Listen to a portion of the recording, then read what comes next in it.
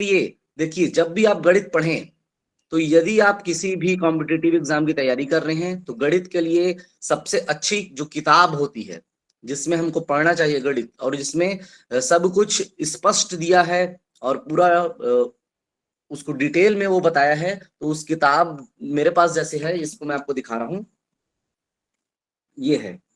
इस किताब का नाम है नवीन अंकगणित प्रतियोगी परीक्षाओं के लिए, और इसके जो राइटर हैं वो हैं आर एस अग्रवाल। तो आर एस अग्रवाल की जो बुक है वो सबसे ऑथेंटिक है। वैसे तो हम एनसीईआरटी की किताब पढ़ रहे हैं, अच्छी बात है, एनसीईआरटी तो पढ़ना ही चाहिए, लेकिन कुछ प्रश्न ऐसे हैं जो थोड़ा हाई लेवल कर देता है कई बार। यदि आपने गणित सेकंड पेपर के लिए चुना हुआ है तो लेवल हाई होता है, तो उसके लिए हमको इस बुक को रिफर करना चाहिए। और यह बुक चाहे व्यापम के एग्जाम हो चाहे पीएससी के एग्जाम हो, तो सभी में ये किताब पूरा कोर्स इसमें जितना भी मैथ्स का है वो कवर करती है। तो ये बहुत अच्छी किताब है। इससे हम अगर पढ़ें तो बहुत सारी चीजें सॉल्व हम कर पाएंगे। एकदम सीक्वेंस में दिया है कि कहाँ से हमको स्टार्ट करना चाहिए, पहला चैप्टर कौन सा है, फिर हम धीरे धीरे कैसे आगे बढ़े। तो जैसा रीता मैम ने क्लास लिया हुआ है, तो वहां पर आपको नंबर सिस्टम, संख्या पद्धति पर उन्होंने बात की थी, क्योंकि वो संख्याओं का बेस है कि कैसे सबसे छोटी संख्या अगर पूछ लिया, पूर्ण संख्या में सबसे छोटी कौन सी है, भाज्य छोटी क्या है, ये सब एकदम बेस है, कॉमन है, सम संख्या, विषम संख्या। तो ये सभी संख्याएं जो एकदम संख्याओं का आधार है, यहीं से स्टार्ट करना चाहिए। तो जैसा रीता मैम ने बहुत बढ़िया उसको आपको बता दिया है कि क्या क्या पूर्ण संख्या होती है, प्राकृत संख्या होती है, अभाज्य संख्या, भाज्य संख्या, पूर्णांक संख्या। तो ये सब हमको लगभग क्लियर सभी का हो गया है। जिनका नहीं हुआ है वो एक बार और उसको देख लेंगे, मैम ने जो बताया है, आपने जो नोट करके रखा है, ताकि आप इसमें क्लियर रहें कि ये संख्या पद्धति क्या है। तो संख्या पद्धति दूसरा, हम फिर धीरे आगे बढ़ते हैं उसके बाद, तो वो होता है एलसीएम एचसीएफ, जिस पर भी क्लास हमारी हो चुकी है, एलसीएम और एचसीएफ पर। एलसीएम एचसीएफ के बाद जो अगला जो बिंदु है वो आता है बहुत महत्वपूर्ण, वो है हमारा बोर्ड मास या सरलीकरण का। तो सरलीकरण के प्रश्न हर बार पूछे गए। तो सरलीकरण कैसे करें, क्योंकि ये वाले में ना उत्तर बहुत लोग का गलत आता है। मैं प्रायः देखता हूं कि जैसे 3 धन 4 गुणा 5 आ गया, 3 धन 4 गुणा 5, तो हम कैसे बनाते हैं उसको, पहले जो जैसा शुरू है वैसे ही बना लेते हैं, लेकिन एक्चुअल में वैसा होता नहीं है कि हम पहले जोड़ दें उसके बाद गुणा करें, ये बात तो होती ही नहीं है। तो सबसे पहले, और हमको मालूम है कि हमको भाग करना चाहिए, भाग के बाद ही गुणा होता है, फिर उसके बाद जोड़ घटाओ, लेकिन इसके पहले भी कुछ चीज है कि जब भी हम संख्याओं का भाग करें तो उसके पहले भी है, तो क्या है उसको हम आज डिटेल में समझेंगे। तो यहाँ पर कुछ हैंड रेस हैं, तो पहले मैं ये हैंड रेस ले लेता हूँ, लुनिशा मैम का है। जी मैम। नमस्ते सर। नमस्ते। संस्कृत के लिए थोड़ा प्रयास कीजिएगा सर, समझ नहीं आ रहा। हाँ ठीक है ना। एक्चुअल में क्या है, संस्कृत का क्या आप लोगों ने सिलेबस देखा है कि प्रश्न कैसे आते हैं, मीडियम ऑफ पेडागॉजी इंस्ट्रक्शन कैसे होते हैं? पेडागॉजी है और ग्रामर है।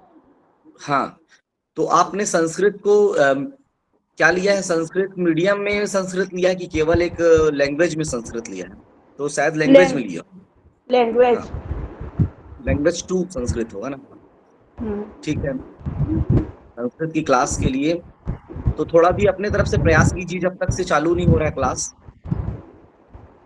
और यामिनी मैम, यामिनी मैम का एड्रेस है।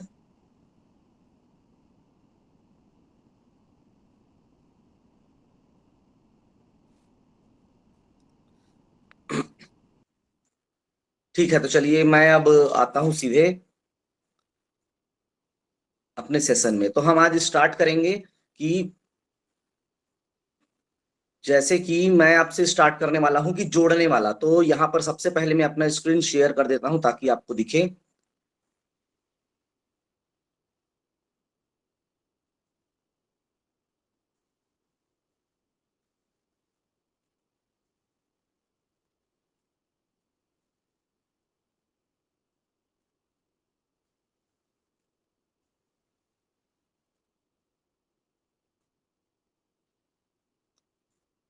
मैंने स्क्रीन शेयर किया हुआ है, तो आपको एक ब्लैंक स्क्रीन दिख रहा होगा।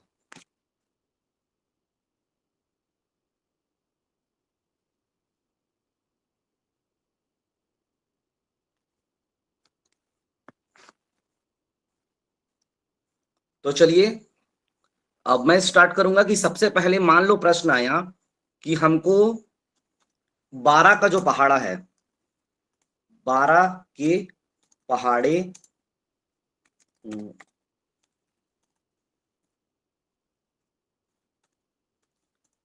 का योग। यदि प्रश्न आ गया कि आपको 12 के पहाड़े का योग करना है तो आप कैसे कर पाएंगे? तो जब भी देखिए, एक फॉर्मूला मैं आपको बता रहा हूं, सबसे पहले हमको एक फॉर्मूला याद रखना है। जब भी ऐसा प्रश्न आता है कि 12 के पहाड़े का योग, या 1 से 10 का योग, या 1 से 100 का योग, या 15 से 50 का योग, मतलब कहीं से भी आ रहा है कहीं से भी कुछ भी जोड़ने के लिए यदि आ रहा है तो हमको याद रखना पड़ेगा एक फॉर्मूला।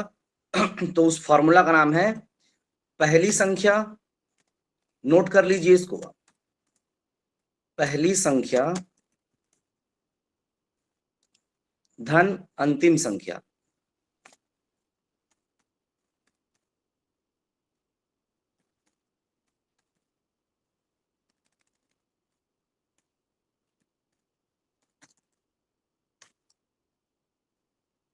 ये आ गया बटे में 2।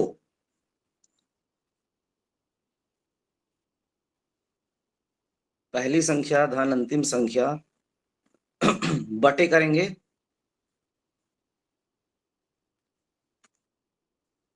थोड़ा मेरा गला खराब है, वैसे आवाज आ रही होगी सभी को। तो पहली संख्या धन अंतिम संख्या बटे 2, और गुणा करेंगे इसमें कुल संख्या का। तो देखिए कैसे बनेगा, मैं आपको अभी बताने वाला हूं कि ये कैसे बनेगा। आप सभी अपना स्क्रीन जूम कर सकते हैं। ये हाँ, थोड़ा छोटा दिखाई दे।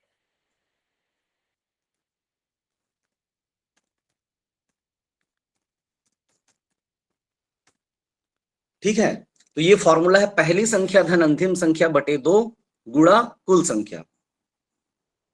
तो जब भी जैसे मेरे को मान लो बनाना है कि मैं 12 के पहाड़ा को योग कर रहा हूं, ये तो 12 के पहाड़ा को अगर मैं योग करना चाह रहा हूं तो ये बताइए मुझको कि पहला संख्या क्या होगा इसमें? 12 एकम 12, 12 दहम 120, तो पहली संख्या 12। ठीक है, तो पहली संख्या हम 12 लिख लिए। अब इसमें अंतिम संख्या क्या होगा? 120। 120। ठीक है, वेरी गुड, 120 है ना। बटे 2 तो ठीक है, बटे 2 तो रहेगा ही, तो बटे 2 तो हमको करना ही है। तो 12 धन 120 बटे 2, तो 12 120 को जोड़े कितना आ गया? 132। 132 बटे 2 कर दिए तो कितना आ गया? 132 बटे 2 66। 65। कितना आया? 66 आया। 66 गुणित 10, 66 गुणित 10 होगा सर। हाँ 66 और 66 हाँ गुणित ठीक है, 10, और ठीक है 66, और कुल संख्या आएगी 10। तो 10, उत्तर कितना आया? 660। 660। बहुत बढ़िया। तो यहाँ पर मैं अब गुणा को ले आता हूँ। यहाँ पर समझ में आ रहा है ना आपको? फिर से एक बार और बता दूंगा मैं। हाँ, अब ये और कुल जी। संख्या है 10, क्योंकि 10। 12 एकम 12, 12 दहम 20, तो संख्या यहाँ पर मेरे पास 10 है। तो आंसर कितना आ गया? 660। 10, 60। क्लियर है? तो यदि 12 का पहाड़ आया तो ऐसा बना लेंगे। मान लो 16 का पहाड़ आया, तो 16 का पहाड़ा, तो जल्दी से आंसर बताइए कि 16 का पहाड़ा का उत्तर क्या आएगा? पहली संख्या धन अंतिम संख्या बटे 2 गुणा कुल संख्या। तो 16 का जो पहाड़ा है कितना आ रहा है? जल्दी से पेन कॉपी में भिड़ जाइए और तुरंत आप बता सकते हैं। कितना समय लगेगा? 1 मिनट से भी कम समय, आपको 10 सेकंड में ये बन जाता है। 880 आएगा सर। 880 सर। 880। मैं बोल रहा हूँ उसको 880। आप, हाँ हाँ ठीक है, टाइप कीजिए। 880 आ रहा है? हाँ, ठीक है, अब मैं तो करके दिखा नहीं हूँ, तो यदि 880। ज्यादातर लोग पास 880 मतलब सही है, ये आप एक 880 8। एकदम बहुत सही है, बहुत बढ़िया। तो मैं रैंडमली क्वेश्चन पूछ रहा हूँ कि आपको क्लियर है कि नहीं है। तो यदि हाँ किसी सर। को क्लियर नहीं है तो एक बार फिर से सुन लीजिए कि जब भी हम योग करेंगे तो 12 के पहाड़ा का योग या 10 के पहाड़ा का योग या किसी भी पहाड़े का योग हम कर रहे हैं, तब हमको क्या करना पड़ेगा? या किसी भी चीज का योग, मान लो मैं योग करना चाह रहा हूं कि 51 से लेकर के 100 तक का योग। यदि मान लो, चलिए पहाड़ा से मैं अगर अलग हट गया, मैं गिनती में आ गया, मैं अगर योग करना चाह रहा हूं 51 से 100 का योग, तो पहली संख्या में क्या लिखूंगा? 51। 51। अंतिम संख्या क्या लिखूंगा? 100। 100। ठीक है, सभी को क्लियर है ये? 51 से 100 तक का योग में पहली संख्या 51, अंतिम संख्या 100 100। बटे 2, फिर से बटे 2 करेंगे और हाँ, गुणा कुल संख्या कितना रखेंगे? 10 कुल संख्या कितना रखेंगे? हाँ 10 कैसे 10 नहीं, है? 50 51 से नहीं 50 हाँ रहेगा, सॉरी 50 रहेगा। हाँ 50 रहेगा। ये यहीं पर गलती होती है। देखिए गलती हम करते हैं कहाँ पर? यही गलती होती है। हमको कुल संख्या पर ध्यान देना है। 51 से 100 तक कितनी संख्याएं हैं? तो 50 संख्या है, तो 50 लिखिए और गुणा करिए, आपका उत्तर एकदम सही आएगा। तो 755 यहाँ पर एक टाइप किए हैं कि नहीं उन्होंने, तो देख लीजिए करके क्या उत्तर आ रहा है 51 से 100 तक का। म्यूट कर दीजिए बोल रहे हैं। ठीक है, म्यूट थोड़ी देर बाद करता हूँ म्यूट। मैं थोड़ा इसमें डिस्कस कर लेते हैं, छोटा सा टॉपिक है, ज्यादा बड़ा नहीं है। सबसे महत्वपूर्ण है कि एक फॉर्मूला से हम कितने सारे चीज निकाल सकते हैं, ये बता रहा हूं मैं। केवल हमको एक फॉर्मूला याद रखना है, पहली संख्या धन अंतिम संख्या बटे 2 गुणा कुल संख्या। फॉर्मूला एक है और कई प्रकार के उत्तर आएंगे। 3775 आया है, बहुत बढ़िया। यदि हम इसको चलिए चेक कर लेते हैं एक बार कि ये फॉर्मूला सही में सही है कि नहीं है, तो हमको सबको पता है कि 1 से 10 तक की संख्याओं का योग कितना होता है? सबको मालूम है, 1 धन 2 धन 3 धन 4 धन 5 धन 6 धन 7 धन 8 धन 9 धन 10 कितना होता है? 55 होता है। बहुत बढ़िया, मालूम है 55 है। तो चलिए फॉर्मूला में लगाकर देखिए कि 1 से 10 तक की संख्या का योग 55 आ रहा है कि नहीं आ रहा है। तो पहली संख्या आप क्या लिए? 1। अंतिम संख्या 10। 11 हो गया। 11 बटे 2 किए तो 5.5। 11 बटे 2 किए 5.5 आएगा और 5.5 को कितनी संख्या 10 से गुणा कर दो, कितना आएगा? 55 आएगा। जी सर। तो कहीं भी की संख्या हम कहीं से भी इस फॉर्मूले से निकाल सकते हैं कि कहां से दे, लेकिन हमको याद रखना पड़ेगा, देखना पड़ेगा कुल संख्या कितनी है। मान लो वो प्रश्न आ गया कि 14 से लेकर के 34 तक या 14 से लेकर के 30 तक इनकी संख्याओं का योग, तो हमको गिनना भी पड़ेगा कि 14 से लेकर के कितनी संख्या वहां तक जा रही है। इसका एक तरीका होता है कि हम अंतिम संख्या में से घटा देते हैं और एक जोड़ देते हैं। देखिए अगर मेरे को मान लो 51 से 100 तक कितनी संख्या है ये निकालना है, तो 100 ऋण 51 धन 1, ये तरीका होता है टोटल संख्या निकालने का। 51 से 100 तक कितनी संख्या है? तो 100 में से घटा दो 100 ऋण 51, 49 आएगा धन 1। 1 से 10 तक कितनी संख्या है? तो अंतिम संख्या में से या बड़ी संख्या से छोटी को घटा देते हैं, 10 ऋण 1 बराबर 9 धन 1। तो लास्ट में 1 जोड़ना पड़ता है। इसको भी कई बार भूल जाते हैं कई लोग, निकाल लेते हैं केवल अंतिम संख्या से, उसको माइनस कर देते हैं और 1 जोड़ना भूल जाते हैं। तो 1 हमको जोड़ना पड़ता है, क्योंकि जो संख्या है जहां से शुरू है उसका काउंट नहीं हो रहा है, इसलिए उसको जोड़ना पड़ता है। घटा देते हैं तो इस तरीके से भी आप निकाल सकते हैं। सर मुझे एक बार और बताइए ना, ये 12 के पहाड़ा में ये 66 कैसे आया सर? यही मेरे को समझ नहीं आ रहा है। हाँ तो देखिए 12 के पहाड़े में पहली संख्या क्या थी? 12। पहली संख्या क्या है? 12 है। अंतिम संख्या 12 दहम 120, तो अंतिम संख्या क्या है? 120। तो यहाँ पर आप देखिए, यहाँ पर जो था पहली संख्या 12 है, अंतिम संख्या 120 है। दोनों को जोड़े तो आया 132। इन दोनों को हम जोड़ दिए तो आ गया 132 आ गया। 132 आ गया। अब क्या करना है हमको? 132 को आधा करना है। 132 क्या करेंगे? 2 से भाग देना है कि सर? 2 से भाग दिए। हाँ 2 से भाग देना मतलब आधा करना है, 2 से भाग देना है। जी। और 2 से भाग दिए तो हमारा उत्तर आ गया 66। 6, 7, 8 10 से गुणा 8 बजे 8:30 बजे तो घुस नहीं रहता है। ठीक है, बाकी बात मत कीजिए, थोड़ा म्यूट कर लीजिए। जो केवल इसमें बात कर रहे हैं वो बात कीजिए। कंफर्म कि ले जाएगा कि नहीं ले जाएगा। मीना मैम, माइनस से बताइए तो पांडे सर। हाँ ठीक है, तो चलिए मैं सभी को म्यूट कर देता हूं एक बार, कि जिनको लग रहा है ना वो मेरे को चैट बॉक्स में लिख लीजिए, क्योंकि बाकी लोग डिस्टर्ब हो रहे हैं। चैट बॉक्स में आप लिख करके पूछ सकते हैं प्रश्न। आपको अब देखना है जैसे माइनस करने वाला जो मैं बता रहा था, कि मान लो प्रश्न आया कि 15 से लेकर के 56 तक की संख्याओं का योग, 15 से लेकर के 56 तक। अब हमको पहली संख्या तो पता चल जाएगी कि 15 है, अंतिम संख्या भी पता चल गई 56 है, लेकिन कुल संख्या कितनी है इसको निकालने के लिए हम क्या करेंगे? अंतिम संख्या में से घटा देंगे। 56 में से कितना घटाया मैं? 15, और 1 जोड़ दूंगा। 56 में से 15 गया तो कितना आ गया, 41 आया, और उसमें 1 जोड़ दिया तो 42 हो गया, तो कुल संख्या हो गई 42। ये क्लियर है? तो हम यहां से बता पाएंगे फिर कि वहां पर उनका योग कितना हो रहा है। ये एक तरीका ये हो गया। अब देखिए अगला दूसरा, कई बार प्रश्न ऐसे भी पूछता है कि 1 से लेकर के 50 तक की सम संख्याओं का योग। अब देखिए थोड़ा सा मैं इसको बता रहा हूं कि 1 से लेकर के 50 तक की सम संख्याओं का योग, तो पहली संख्या क्या लिखोगे?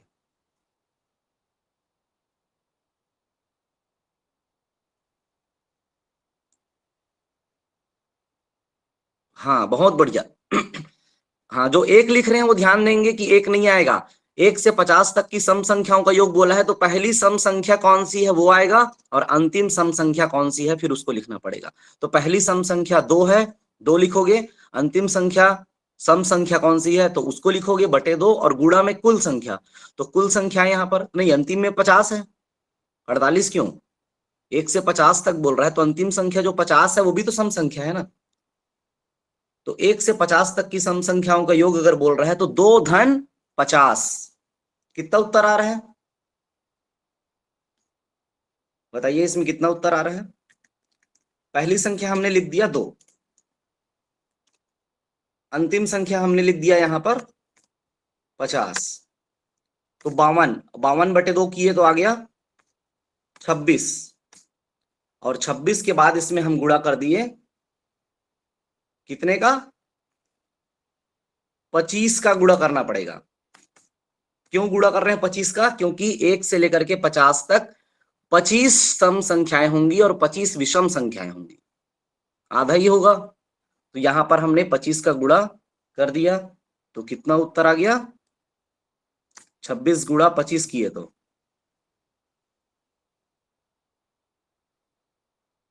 25 छक्के 150 हुआ है, ठीक। 15 फिर 25 दूनी 50 और 60 65, 650, ठीक। ठीक है, 650 आपने लिखा। तो यहां पर देखिए जब भी पूछा कि सम संख्याओं का योग, तो हमको पहली संख्या भी सम लेना है और अंतिम संख्या भी सम ही लेना पड़ेगा। इसी का उल्टा कर चलते हैं विषम संख्या में। यदि प्रश्न पूछ लिया कि 1 से 50 तक की विषम संख्याओं का योग कितना है, तो पहली संख्या हो गई 1, अंतिम संख्या क्या लेंगे फिर? अंतिम संख्या की सबसे अंतिम संख्या जो विषम है वो है 49। फिर से हम उस प्रोसेस में जाएंगे, पहली संख्या 1 है, धन अंतिम संख्या बटे 2 गुणा कुल संख्या, तो कुल संख्या है 25। तो जब भी जैसा प्रश्न पूछ रहा है उसी के अनुसार हमको हल करना होता है। पहली संख्या धन अंतिम संख्या बटे 2, तो पहली संख्या सम पूछ रहा है तो सम में पहली संख्या कौन सी आ रही, सम संख्या ले लो। अंतिम संख्या जो सम संख्या है अंतिम ले लो बटे 2। विषम पूछा है तो पहली संख्या विषम जो है वो ले लो, अंतिम संख्या जो विषम है उसको ले लो, फिर हमारा उत्तर आ जाएगा। किन्हीं को अभी कुछ डाउट है लग रहा है तो फिर से फॉर्मूला केवल एक है, इसको याद रखिए, पहली संख्या धन अंतिम संख्या बटे 2 गुणा कुल संख्या, इसको याद रखिए। इसी फॉर्मूले से हमको टोटल संख्या का योग भी बनेगा, इसी फॉर्मूले से सम संख्या विषम संख्या पहाड़ा सब प्रकार का जितना भी योग वाला आएगा वो बन जाएगा। यदि आपको प्रश्न पूछ लिया कि 81 से लेकर के 100 तक की सम संख्याओं का योग, प्रश्न है 81 से लेकर के 100 तक की सम संख्याओं का योग, तो पहली संख्या क्या लोगे?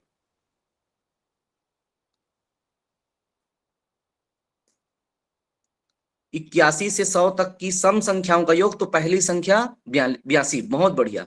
और अंतिम संख्या क्या लोगे? 82 धन 100, पहली संख्या हमने 82 लिया, अंतिम संख्या 100 लिया, और कुल संख्या कितना लेंगे?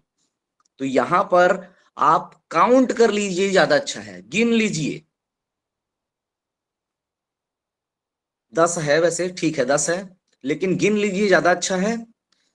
लिख करके हम गिन सकते हैं, क्योंकि ज्यादा लंबा नहीं पूछता, सम संख्या विषम संख्या वाले में ज्यादा लंबा नहीं पूछता, तो हम उसको लिख करके ही गिन सकते हैं आसानी से, ताकि गलत मत हो। यहाँ 20 नहीं आएगा, जो 20 लिख रहे हैं सुधार लीजिए, 20 नहीं है, क्योंकि हमको केवल सम संख्या को ही गिनना है, विषम संख्या को नहीं गिनना है। जैसा प्रश्न आएगा वैसे ही गिनना पड़ता है। सम संख्या बोल रहा तो सम सम को गिनेंगे, विषम बोल रहा है तो विषम विषम को गिनेंगे।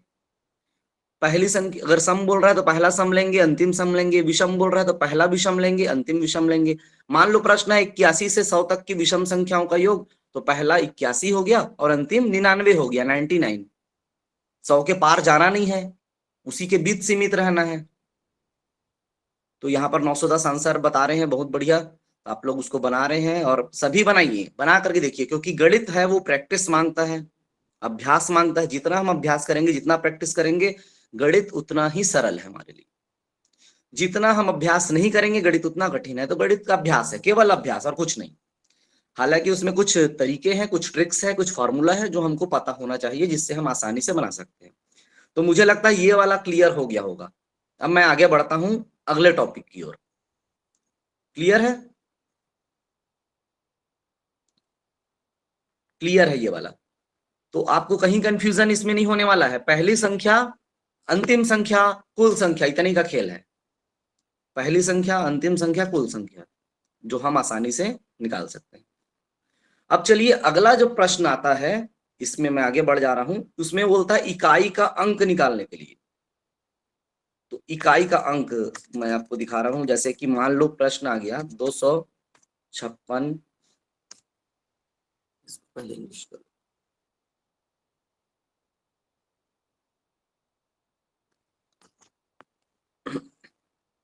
जैसे प्रश्न आ गया 256 और उसके बाद यहाँ पर गुणा का निशान है। 256 गुणा 357, फिर गुणा का निशान है और फिर लिखा है 455। इन तीनों को गुणा करने पर इकाई का अंक क्या होगा? प्रश्न आएगा ऐसा। तो क्या होगा इकाई का अंक तीनों को गुणा करने पर?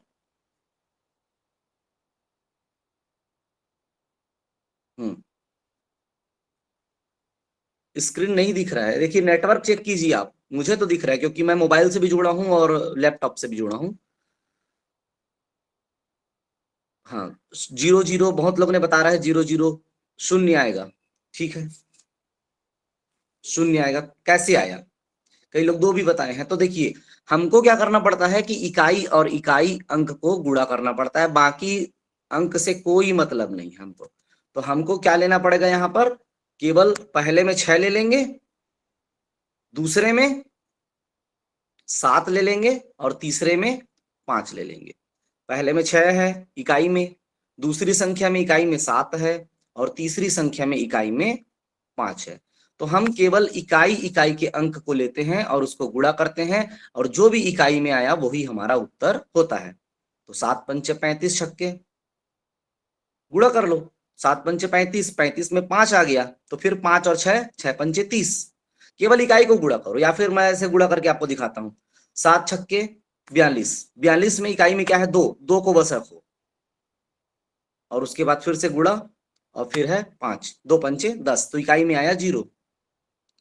पूरा गुणा करने की जरूरत नहीं है, केवल इकाई ले आओ। बड़ी संख्या आ गई ना, 7 छक्के 42, 2 में आ गया, तो उसका दहाई को छोड़ दो, केवल इकाई को रखो। केवल इकाई अंक को रखेंगे और उसको हम गुणा कर देंगे, तो जो भी संख्या आएगी वही इकाई का अंक होता है। चाहे कितनी बड़ी संख्या हो, आप तुरंत बता पाएंगे कि इकाई का अंक क्या है।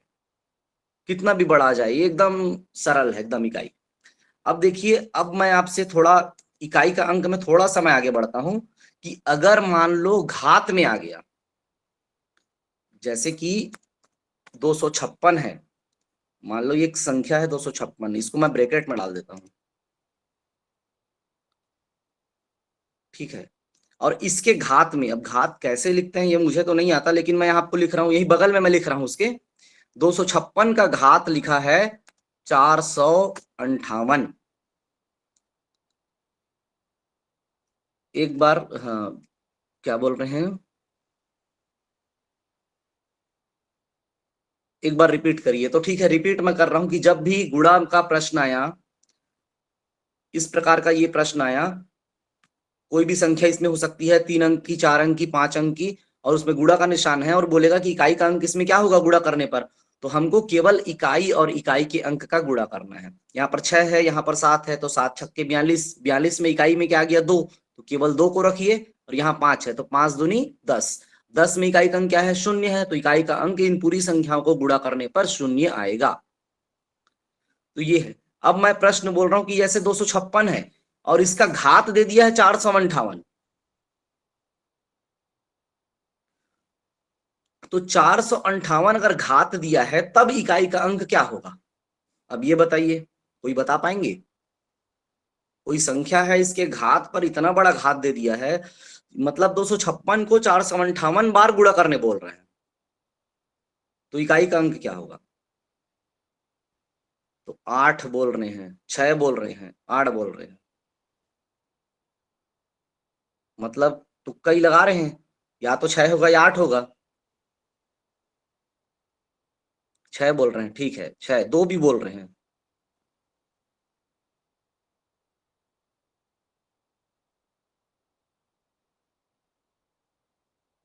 8 बोल रहे हैं। तो देखिए आप सभी अभी थोड़ा कंफ्यूज हैं, कई 2 बोल रहे हैं, कई 8 बोल रहे हैं। तो इसमें क्या होता है, ऐसे प्रश्न के लिए हमको कुछ नियम याद रखने पड़ते हैं, कुछ नियम हैं, और वो नियम मैं आपको बता देता हूं। 6 का 8 बार गुणा, नहीं नहीं नहीं आएगा, आप करके देखिए, ऐसे में नहीं आएगा, 6 का 8 बार गुणा करने पर नहीं आएगा। तो इसका इकाई का अंक, स्क्रीन नहीं दिख रहा है, स्क्रीन देखिए, नेटवर्क इशू है आपके पास, इसलिए स्क्रीन नहीं दिख पा रहा है, बाकी को दिख रहा है।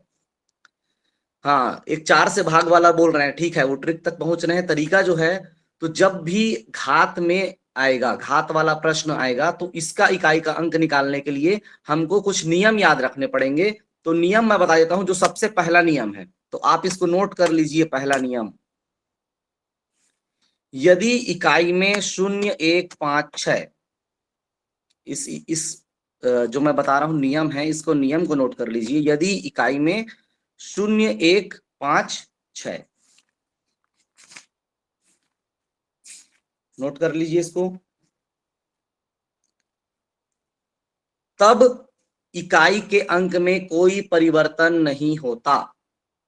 यदि इकाई में, यहां पर देखो क्या है, 256 है, जो भी संख्या है इसके इकाई में, घात को नहीं देखना है, घात का इकाई से हमको कोई मतलब नहीं है, घात तो उतने बार गुणा करने बोल रहा है, हमको संख्या देखना है जो बेस में है, जो आधार में है। तो आधार में संख्या है 256, तो 256 में जो इकाई का अंक है, यदि वो 0, 1, 5, 6 है, तो इकाई का अंक वही रहता है। सीधे सीधे आप लिख दो, वही आएगा, चाहे घात कितना भी बड़ा क्यों ना हो। तो यहां पर उत्तर 6 आएगा। 0, 1, 5, 6 जब भी आधार में, मतलब जो मुख्य या मूल संख्या में जो इकाई का अंक होगा, उसमें कितना भी बड़ा घात हो, उसमें इकाई में वही संख्या आती है। तो ये नोट करके रखिए, 0, 1, 5, 6 याद करके रखिए। यदि 0 है, 1 है, 5 है, 6 है। क्लियर? सभी को क्लियर है?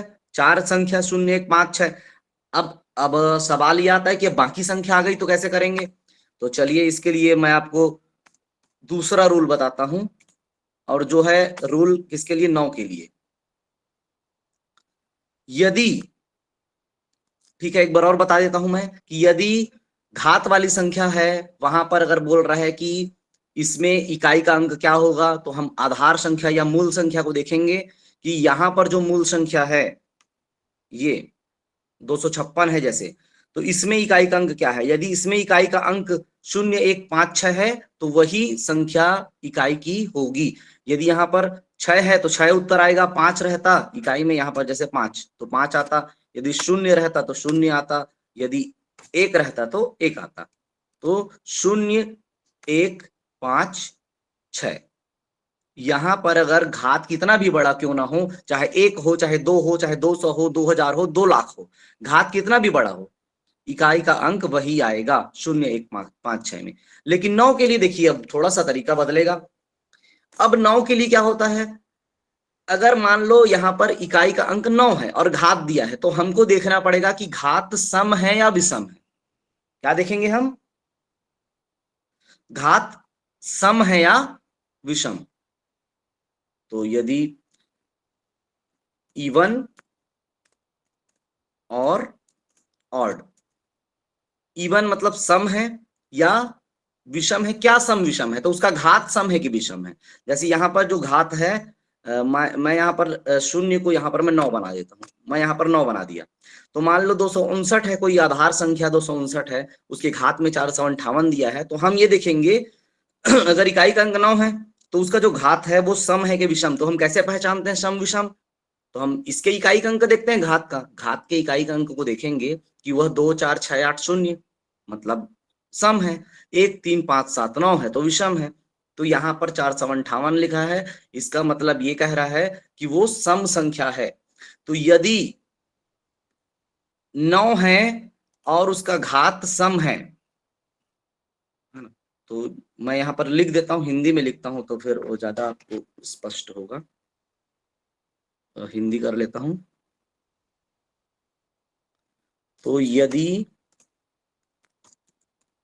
घात सम है, यदि जो घात है वो सम संख्या है, सम संख्या है, यदि घात सम संख्या है तो क्या होगा? तो आप देख लीजिए 9 में जब भी घात हम लगाते हैं 2, यदि सम है तो 1 आएगा। 9 9 81। तो यदि सम है तो इकाई अंक हमेशा क्या आएगा? 1 आएगा। इकाई अंक 1 आएगा जब भी सम है तो, या 2 4 6 8 0 है तो घात 1 आएगा। और यदि विषम है तो, यदि घात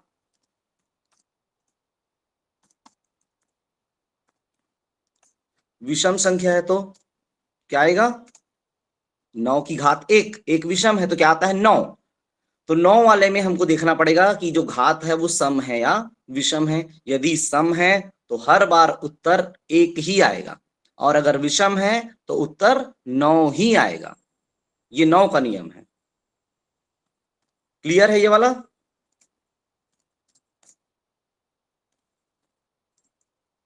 तो अब देख पा रहा हूं 5 6 7 8 9 10। जिनको भी डाउट है वो एकदम पूछ लेना, स्पष्ट पूछ लेना कहीं पर भी।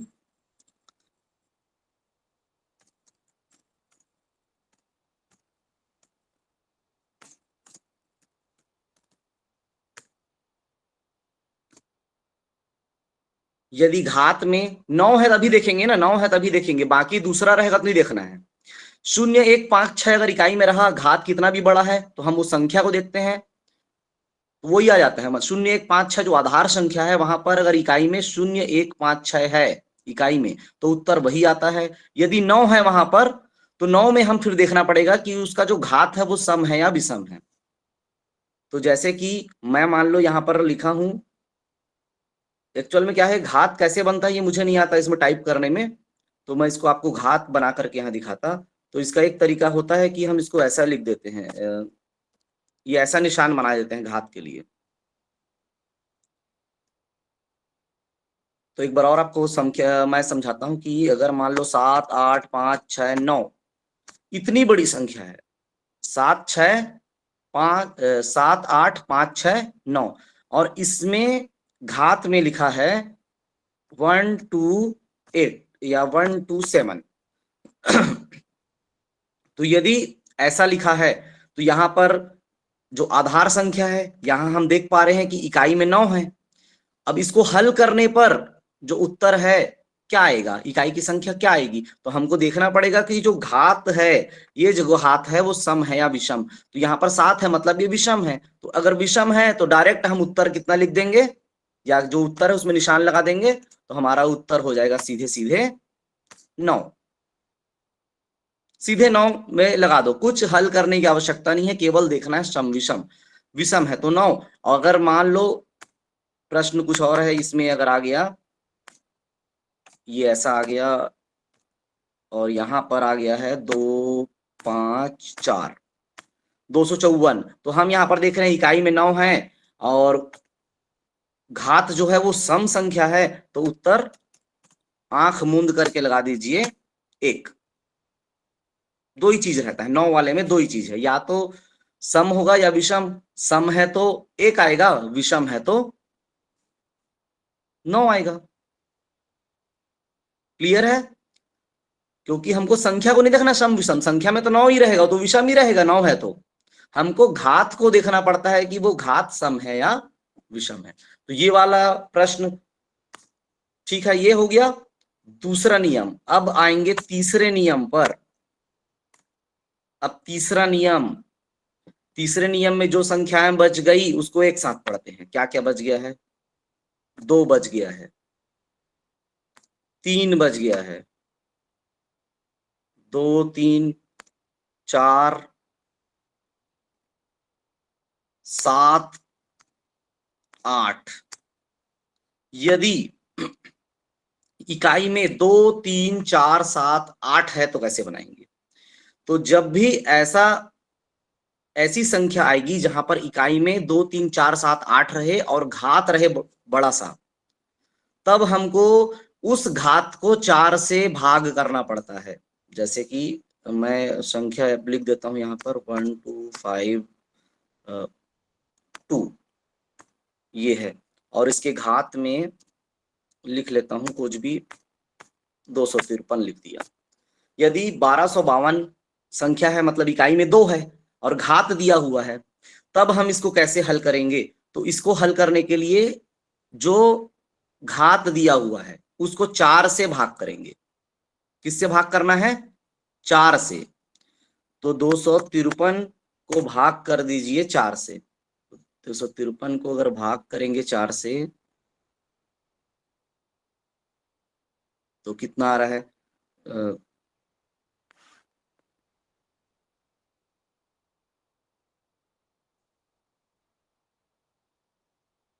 253 को भाग करना है। तो इसमें आप ध्यान दीजिए, दशमलव तक हमको हल नहीं करना है, हमको शेष फल तक हल करना है, मतलब पूर्ण संख्या तक डिवाइड हो रहा है। तो 253 को करो भाग किससे? 4 से। 253 को हम 4 से भाग किए तो कितना आ गया?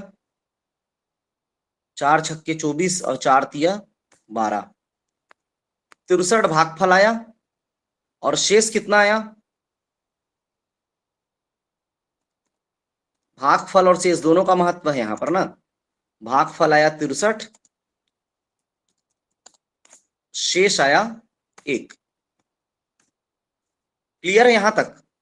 हम भाग किसको कर रहे हैं? यदि इकाई का अंक 2 3 4 7 8 रहा तो जो भी घात में है उस घात को 4 से भाग दोगे। जैसे 253 है तो 253 को 4 से भाग दिए तो यहां पर भागफल 63 आया और शेष 1 आया। तो कुछ भी आ सकता है, भागफल और शेष भी कुछ भी आ सकता है। शेष हमेशा उस संख्या से छोटा आता है, मतलब ये 4 से छोटा ही आएगा। या तो 1 आएगा या 2 आएगा या 3 आएगा, या 3 ही आएगा शेषफल हमेशा, क्योंकि 4 से भाग कर रहे हैं। जिस भी संख्या से हम भाग करते हैं तो शेषफल उससे कम ही आता है। ठीक है, नियम 3 को ही मैं बता रहा हूं कि यदि इकाई का अंक 2 3 4 7 8 रहा, यदि इकाई का अंक 2 3 4 7 8 रहा तो हमको क्या करना पड़ेगा? जो घात है उसको 4 से भाग करना पड़ेगा और उसमें भागफल और शेष आ जाएगा। अब हमको क्या करना है? आगे का स्टेप देखिए। आगे का स्टेप ये होता है कि जैसे यहां पर 2 था, इकाई में 2 था तो 2 को लिख लेंगे और 2 की जो घात है 4, 2 की घात 4 लिख लेंगे। क्यों लिखे? क्योंकि हम 4 से यहां डिवाइड किए, हर बार ऐसा लिखना पड़ेगा। मान लो यहां पर अगर 3 रहता तो 3 की घात 4 लिखते, यहां इकाई में अगर 4 रहता तो 4 की घात 4 लिखते, इकाई में अगर 7 रहता तो 7 की घात 4 लिखते, इकाई में अगर 8 रहता तो 8 की घात 4 लिखते। हमको ऐसा लिखना पड़ेगा, जो भी संख्या है उसकी घात में 4 लिख लेंगे। अब इसको हम कोष्ठक में रख लेंगे। यहां मैं इसको बना देता हूं कोष्ठक। कोष्ठक कीजिए और उसके बाद जो भी भागफल आया है उसको फिर हम घात में, तो कितना आया है? 63। तो ऐसा मैं क्यों लिख रहा हूं? ऐसा इसलिए लिख रहा हूं क्योंकि हमको बाकी संख्या से मतलब नहीं। जैसे यहाँ पर 1252 लिखा था, 1252, तो हमको बाकी 1 2 5 से मतलब नहीं है, हमको केवल इकाई के अंक से मतलब है। क्योंकि हमको इकाई का अंक ज्ञात करना है, बाकी इसको छोड़ दो। कितना भी बड़ी संख्या, 5 अंक में, 6 अंक में, 3 अंक में, 2 अंक में, जितना भी है, किसी से हमको कोई मतलब नहीं, हमको मतलब है केवल और केवल इकाई की संख्या से। तो इकाई की संख्या को मैं लिखा हूं 2, ये 2 लिख दिया, और घात में 4, और उसके घात में लिख दिया 63। ऐसा लिखने से ये होता है कि 4 का गुणा किसके साथ है? 63 के साथ है। तो 4 और 63 का गुणा करोगे तो कितना आ जाएगा? 252 आएगा, 252। और एक और बच गया है शेष, तो यहां पर अब हमको अगला करना पड़ता है, यहां पर गुणा का निशान लगा दीजिए, गुणा, और फिर लिखना है 2, क्योंकि इकाई का अंक 2 है, इकाई का अंक 2 था, यहां पर भी 2 लिखे थे, और यहां पर भी 2। अब यहां पर घात में हमको लिखना पड़ेगा जो शेषफल आया है। शेषफल कितना आया है? 1।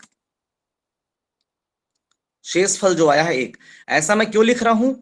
ताकि 2 की घात 253, देखिए यहां पर था 1252 की घात 253, तो इसको मेरे को हमको मतलब केवल 2 से है। 2 की घात, घात का निशान ये बना दिया, और 253। 2 की घात 253 को हल करना होता है, और 2 की घात 253 को हल करने पर हमारे पास कैसा आ जाता है? 2 की घात 4, 4 में बदलना पड़ता है 2 की घात 4 में, इसलिए इसको हम 4 से डिवाइड करते हैं, और जो भी उसका भागफल आया है इसको 63 लिख दिया, और यहां पर 2 की घात 1 लिख दिए। ठीक है, ऐसा इसलिए कर रहे हैं क्योंकि ये सरल हो जाएगा। सरल कैसे हो जाएगा? कि अगर 2 की घात 4 है, तो 2 की घात 4 को हम हल करते हैं तो कितना आता है? 2 दूनी 4, 4 दूनी 8, 8 दूनी 16। 2 की घात की 4 हल करोगे कितना आएगा? 2 का 4 बार गुणा, 2 की घात 4 मतलब 2 का 4 बार गुणा, 2 गुणा 2 गुणा 2, फिर से गुणा है 2। हमको निकालना है इसका इकाई का अंक। यदि हम 2 गुणा 2 गुणा 2 गुणा 2 कर दिए तो इकाई का अंक कितना आ गया? 16। और हम सभी को मालूम है, जो पहला नियम मैं बताया था, कि यदि इकाई का अंक 6 रहा, इकाई का अंक कितना रहा? 6 रहा, और उसका घात कितना भी बड़ा क्यों ना हो, जैसे उसका घात यहां पर 63 है, उसका उत्तर वही आता है। ये पहले नियम में हम पढ़े थे। तो इसीलिए हम 2 की घात 4 में उसको बदल रहे हैं, ताकि क्या आ जाए? उसका उत्तर, इकाई का अंक 6 आ जाए, और उसका उत्तर 6 ही रहता है। तो हम सभी को मालूम है कि 2 की घात 4 है, इसका जो इकाई का अंक है वो 6 है, तो ये 6 आ गया, तो हम सीधे 6 लिख देंगे यहां पर। अब गुणा करेंगे, किसका गुणा करेंगे? ये अभी आपको थोड़ा सा लंबा प्रोसेस लग रहा है, लेकिन जब बनाएंगे ना तो सरल हो जाएगा। दूसरी संख्या जो यहां पर थी, इतना जो बड़ा उत्तर था, इसका आ गया इकाई का अंक 6। अब यहां पर 2 की घात 1 है, मतलब 2 एकम 2 है, तो हम सीधा 2 लिख देंगे। अब 6 दूनी गुणा कर दो, 6 दूनी कितना है? 12। तो इकाई का अंक क्या आ गया उत्तर इसमें? इकाई का अंक 2। क्लियर है? जिनका क्लियर नहीं है वो लोग भी थोड़ा फिर से समझिए कैसे हो रहा है। संख्या है जितनी बड़ी, हमको केवल इकाई का अंक देखना है और उसकी घात को देखना है, बाकी संख्या को छोड़ दो, क्योंकि केवल इकाई से मतलब है। फिर जो भी घात है उसको 4 से भाग करना है, 4 से भाग करेंगे तो वो आ जाएगा, जो भी उसका भागफल आएगा और शेष आएगा।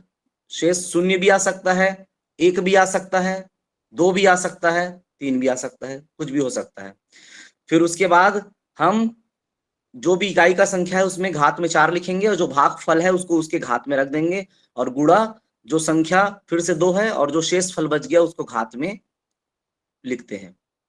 फिर यहाँ पर हमारा ये सब इतना बड़ा, ये जो है ना गुणा करने का, ये गुणा करने को मैं इसलिए बोल रहा हूं ताकि हमको पता चल पाए कि क्या आएगा। या तो हम याद रख सकते हैं, याद रखने का भी तरीका है।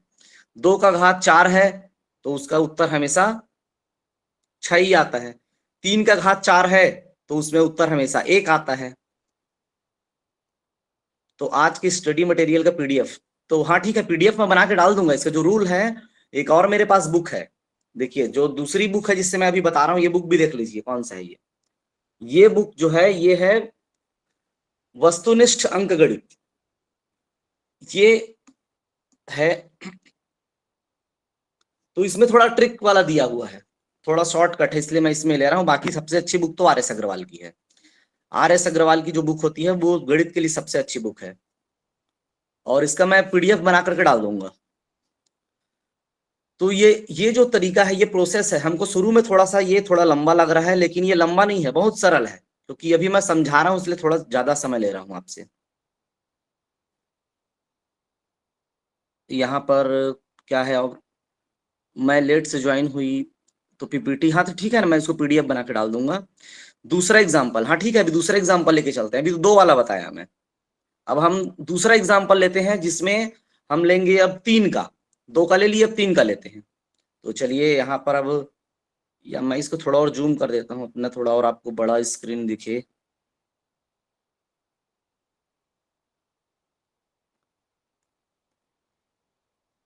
फॉन्ट साइज भी बढ़ा दूं ताकि और आपको क्लियर हो।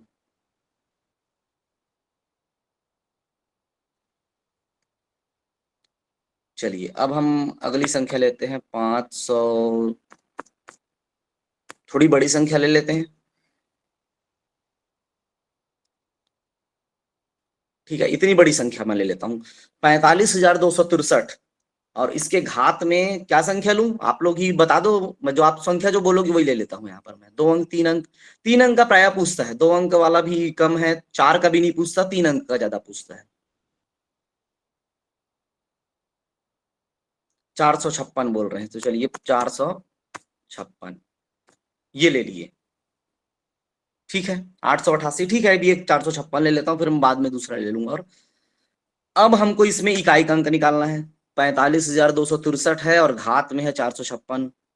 अब हमको बाकी से तो मतलब नहीं है कि 4 5 2 6, हमको मतलब है 3 से, क्योंकि इकाई में 3 है, और 3 का जो घात है वो है 456, ठीक है। यहां तक क्लियर है सबको? केवल इकाई से मतलब है, इकाई की संख्या लिया मैं।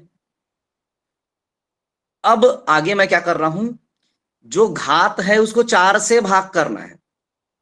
किसको भाग करना है? घात को 4 से भाग करना है। तो कितना इसमें आ रहा है ये हमको अब देखना पड़ेगा कि इसका भागफल और शेषफल कितना आ रहा है। 114 आ रहा है, क्या आ रहा है ये भागफल, शेष कितना आ रहा है?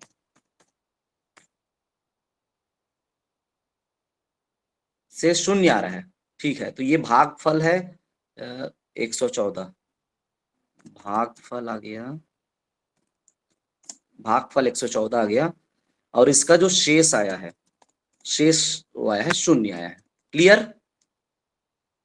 आंसर भी बता रहे हैं, बहुत बढ़िया, ठीक है ठीक है, आंसर बता रहे हैं, लेकिन अब देखते हैं कि आप लोग का आंसर सही है कि नहीं है बना करके। ठीक है, यहां तक तो क्लियर है हमारा। अब ये 3 की घात लिखना है 4, ये हमको हर बार करना पड़ेगा, जैसे 2 की घात 4 किए थे, 3 की घात 4 करना पड़ेगा। तो 3 की घात 4 कर लिए, और उसके बाद ये पूरी की घात हमने लिख लिया, जो आया हमारा भागफल 114, और उसके बाद यहाँ पर लगाएंगे गुणा का निशान, यहाँ पर लगा दिए गुणा का निशान, और फिर से लिख लिए 3 शेष था, 3 ही मतलब इकाई का अंक था, और शेष फल इसका आया था 0, तो इसमें हम शेष में लगा दिए 0। यहां तक क्लियर है?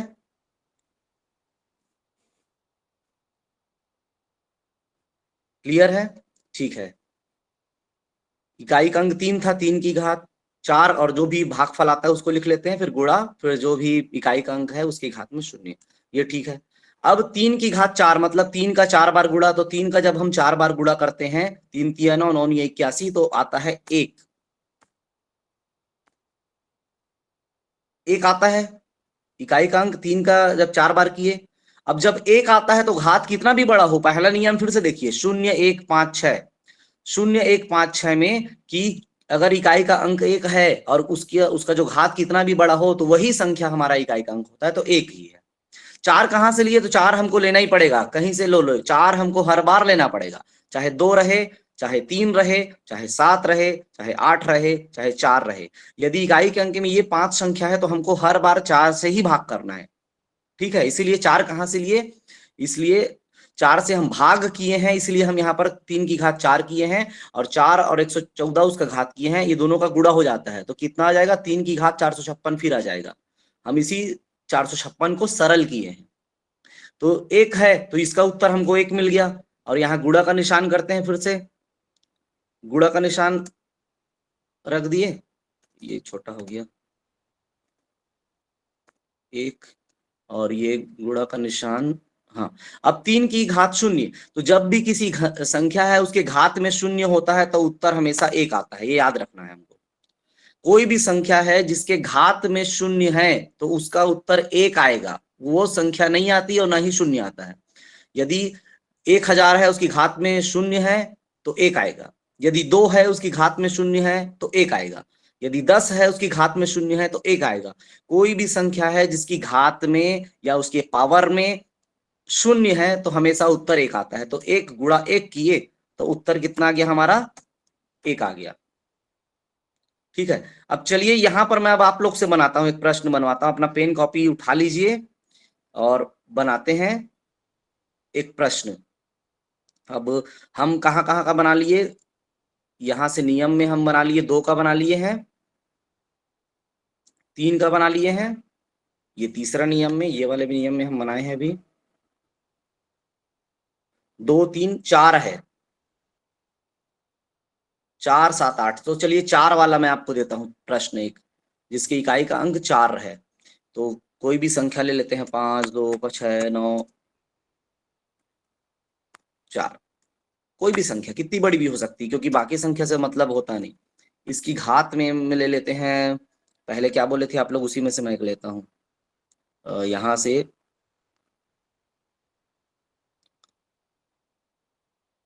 शायद बहुत पीछे निकल गया वो। ठीक है, 234 था एक, 234। तो इसको आप लोग पेन कॉपी उठाइए और बनाना शुरू कीजिए।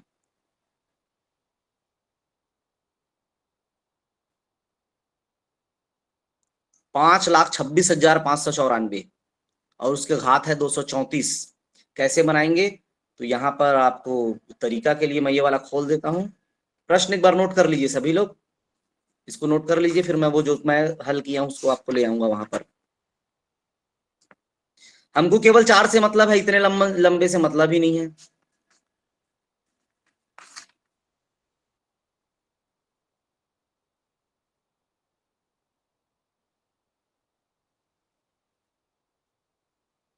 तो उत्तर आगे लग रहा है, कई लोग डाल रहे हैं 6। ठीक है, हल करके देखेंगे इसको।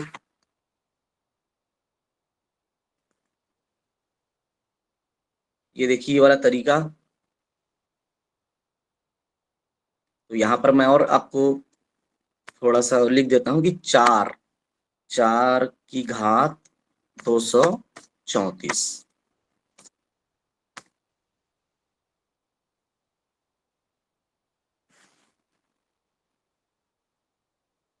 यहां लिख लिए 4 की घात 234। अब जो घात है उसको 4 से भाग करेंगे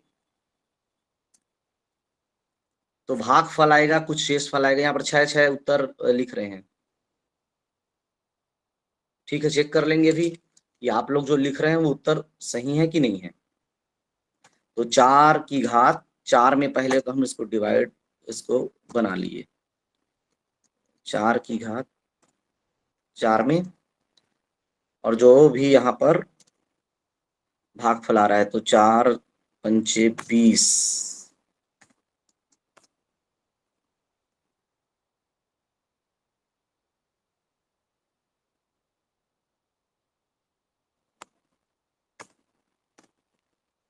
चार अट्ठे 32।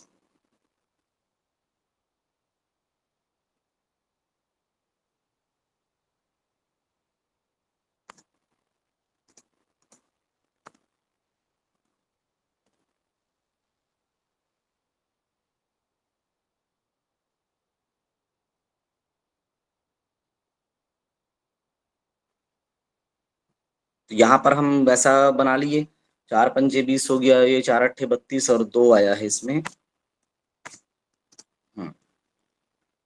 अब ये 4 चौक 16 और 4 चौक 16, 6 छक्के 36, तो 6 है यहाँ पर। तो 6 जब भी आएगा तो 6 ही रहता है, 6 यहाँ पर 6 आपका आया होगा। उसके बाद गुणा 4 दूनी 8 किए,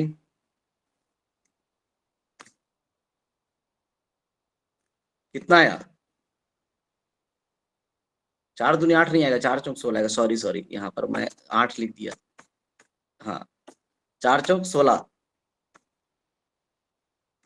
16 आया। 6 छक्के 36 आया, मतलब 36 में इकाई का अंक 6 है। तो बहुत बढ़िया, यहाँ पर बहुत लोगों ने उत्तर पहले ही दे दिया था।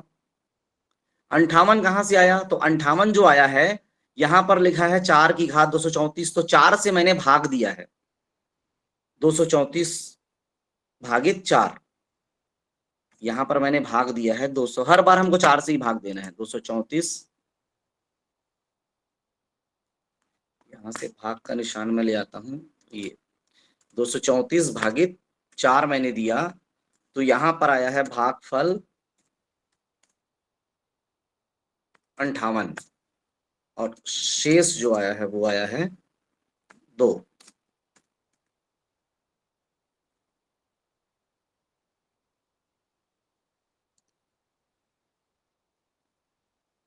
ठीक है, तो बहुत लोगों ने उत्तर यहाँ पर दिया है 6, और जिनका अगर यदि नहीं आ रहा है मान लो, तो और प्रैक्टिस थोड़ा एक बार कर लेंगे। जितना हम प्रैक्टिस करेंगे वो हमारे लिए इजी हो जाएगा, क्योंकि अब मैं अगले टॉपिक पर अब आगे बढ़ने वाला हूं, बोर्ड मास की ओर। तो ये हमने अभी तक देखिए क्या क्या समझा है, तो एक बार फिर से मैं रिवीजन कर देता हूं, रिपीट कर देता हूं। तो इसका जो हमने समझा है, नियम समझा है, सबसे पहला नियम हमने समझा है, वो नियम था यदि इकाई में 0, 1, 5, 6 रहेगा तो घात कितना भी बड़ा क्यों ना हो, उत्तर वही आएगा। ये पहला नियम है। दूसरा नियम समझा है कि 9, अगर इकाई में 9 है और घात बहुत बड़ी संख्या दी हुई है, तो हम देखेंगे, या छोटी संख्या जैसा भी दिया है घात उसमें, तो वो सम है या विषम है। यदि सम संख्या है तो इकाई अंक 1 आएगा, यदि विषम संख्या है तो इकाई अंक हमेशा 9 आएगा। तीसरे नियम में जब हम जा रहे हैं, तो हम फिर देख रहे हैं बाकी संख्या को, 2, 3, 4, 7, 8 को, इसको बाकी बना लेना। 7, 8 को भी नहीं बताया हूं मैं, वो आप बना लेना उसको। सेम तरीका है, ऐसे ही जाएंगे हम। हर बार हमको उसको घात के 4 बना करके, 2 है तो 2 की घात 4, 3 है 3 की घात 4, 4 है 4 की घात 4, 7 है 7 की घात 4, 8 है 8 की घात 4। तो इसको बनाने के लिए 4 से हमको भाग देना पड़ता है, किसको? जो घात है उसको। तो ये 3 जो नियम है, इस 3 नियम का पालन करके हम कितनी भी बड़ी संख्या का इकाई अंक निकाल सकते हैं। ये क्लियर हो गया आपको? अब एक फॉर्मूला जो मैं, ये जोड़ने वाला जो था, जो शुरू में आपको बताया था कि जब भी हमको जोड़ना रहा, जब भी जोड़ना रहा, तो हम क्या करते हैं जोड़ने के लिए?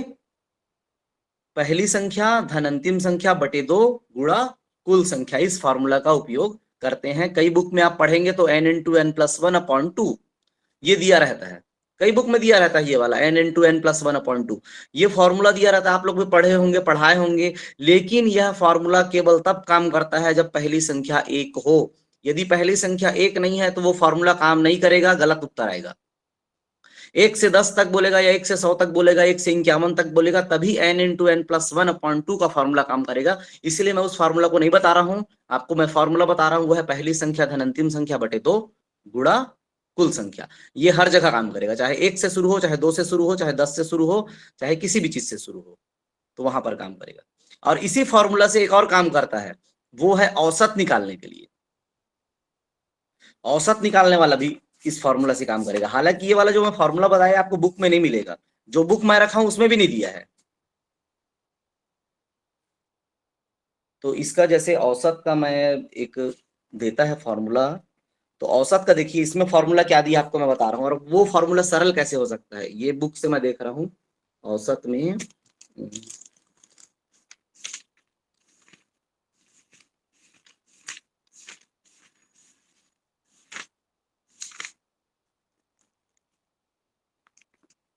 हाँ, ये अपना ये औसत वाला ये पार्ट आ गया। इस औसत वाले पार्ट में जो ट्रिक दिया है इसमें दिया है n+1/2, मतलब जब भी हम संख्याओं का औसत निकालें तो n/1/2 कर देते हैं, लेकिन औसत भी बन जाएगा किससे? इसी फॉर्मूले से। इसी फॉर्मूले से हम औसत भी बना सकते हैं। देखो ये कई फॉर्मूला है, औसत में भी ये काम करेगा। कैसे काम करेगा कि यहां पर हमको जो ये कुल संख्या लिखा है ना, ये कुल संख्या को छोड़ देना है। हमको कुल संख्या को गुणा नहीं करना है, केवल पहली संख्या धन अंतिम संख्या बटे 2 कर दो, औसत निकल जाएगा। यदि प्रश्न आ रहा है कि 1 से 10 तक की संख्याओं का औसत क्या होगा, तो हमको क्या करना पड़ेगा? पहली संख्या 1, अंतिम संख्या 10 बटे 2, 1 धन 10 11, 11 बटे 2 बराबर 5.5। तो 1 से 10 का औसत कितना आ गया? 5.5 आ गया। तो एक ही फॉर्मूला में हमारा औसत भी बन जा रहा है। तो इसमें केवल हमको कुल संख्या को हटा देना है, इसको हमको गुणा नहीं करना है। इसको गुणा करोगे तो योग निकल जाता है, कुल संख्या को गुणा मत करना तो औसत निकल जाएगा। 12 के पहाड़े का औसत कितना आएगा? तो 12 के पहाड़े का औसत, पहली संख्या 12, अंतिम संख्या 120 बटे 2 बराबर 66, 66 ये औसत आएगा। इसका औसत अगर निकालोगे 66 आएगा। तो कहीं का भी औसत निकालना है, यही फॉर्मूला काम करेगा हर बार। सम संख्या का औसत भी यही फॉर्मूला, विषम संख्या का औसत भी यही फॉर्मूला। जो भी आ रहा है हमको केवल कुल संख्या को गुणा नहीं करना है, औसत निकल जाएगा। क्लियर? तो अलग से उसको नोट करके रख लो। औसत यदि निकालना है, कहीं भी दिया है क्रमागत संख्या का दिया है, तो हमको पहली संख्या धन अंतिम संख्या बटे 2, है ना। इसमें याद रखेंगे क्रमागत संख्या ना, क्रमागत किसको बोलते हैं? जो क्रम से आता है, उसका एक निश्चित क्रम हो। जैसे 12 के पहाड़े का एक निश्चित क्रम है, 12, 12 के बाद 24, 24 के बाद 36, इसका क्रम है बराबर बराबर। यदि कहीं पर 12 है, 36 है, फिर 60 दे दिया, अलग अलग है, तब वो फॉर्मूला ये काम नहीं करेगा। ये केवल जो क्रम में है या निश्चित जिसमें अंतर है वहीं पर काम करेगा। यदि हम 1 2 3 4 बोले तो एकदम क्रम में है। यदि हम सम संख्या बोल रहे हैं वो भी क्रम में आता है, 2 4 6 8 10। अगर विषम बोल रहे हैं 1 3 5 7 9 11 13 17 13 15 17 19 21, ये सब भी एक क्रम में है। तो यहाँ पर जहां पर भी एक क्रम है वहीं पर ये काम करता है। और वैसे ही पूछता है प्रश्न भी, क्रम का ही पूछता है, अलग क्रम का नहीं पूछता, क्योंकि अलग क्रम का पूछेगा तो उसको उतनी संख्या लिखनी पड़ेगी। यदि वो बोल रहा है कि 3 6 9 16 32 का औसत निकालो या इसका योग करो, तो उसको उतनी संख्या लिखनी पड़ जाएगी। लेकिन अगर उसको 1 से 100 तक का निकालो बोल दिया, तो क्रम में ही रहेगा, तभी वैसा लिख पाएगा प्रश्न में। तो जब भी बड़ी संख्या का आता है, लंबी संख्या का आता है, तो क्रमागत रहता है। हाँ, ये संख्या को बताएगा कि हाँ ठीक है योग वाला है, तो ये इस फॉर्मूला से हम कर लेंगे। और इकाई का अंक अगर ऐसे गुणा वाला है तो केवल इकाई इकाई का गुणा करते हैं। तो इस प्रकार हमारा ये 2-3 चीज मैंने अभी आपको बता दी है। अब हम अगला चलते हैं किसकी ओर? बोर्ड मास, सरलीकरण की ओर। सरलीकरण से भी प्रश्न बार बार पूछे गए हैं। सरलीकरण, अब सरलीकरण के जो प्रश्न हैं, अब मैं आपको एक आध प्रश्न ही पहले लिख लेता हूं सरलीकरण के प्रश्न को। हाँ, हैंड रेस किए हैं। हाँ, पुष्पा मैम जी, कुछ कहना है तो मैं आपको अनम्यूट कर देता हूँ। हाँ बोलिए, पुष्पा मैम कुछ कह रहे हैं?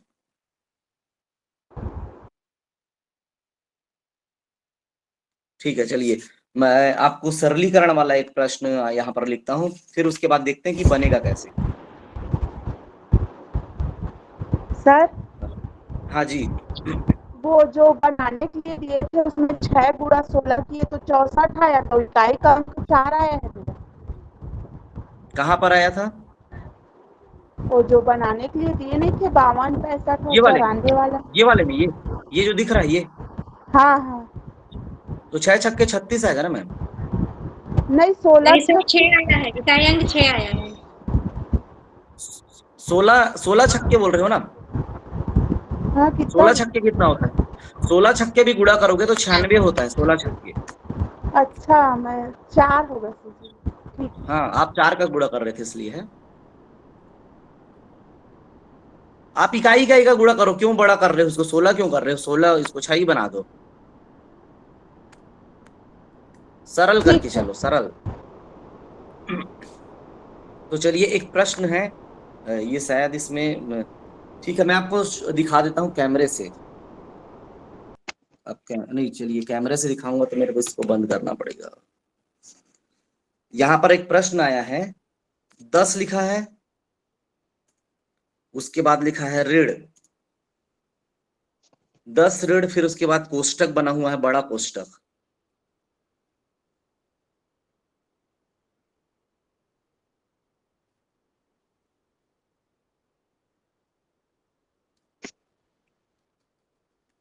इसमें कोष्टक नहीं मिल रहा है।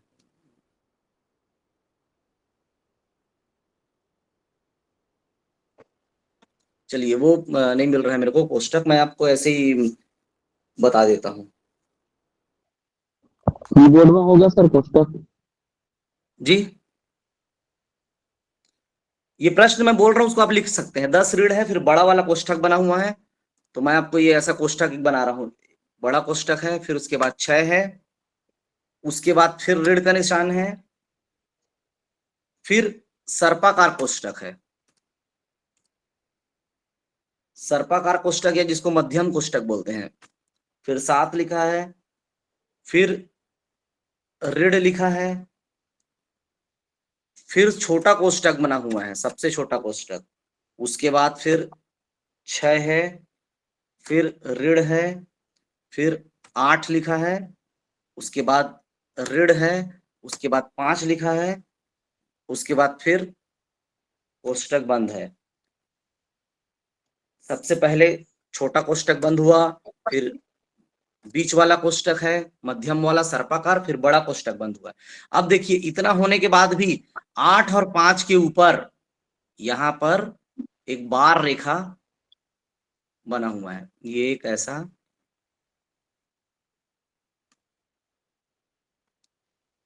ये बना हुआ है। तो क्या इसको हल कर पाएंगे? हल करके बताइए तो कितना उत्तर आ रहा है इसका।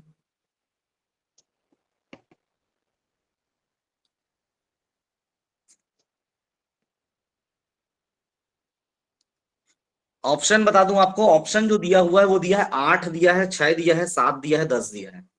इसमें जो ऑप्शन दिया है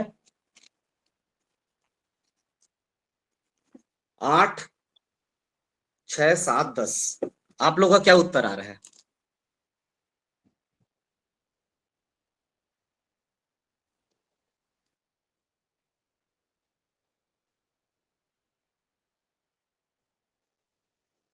हाँ, 4, 8, 8, इसमें उत्तर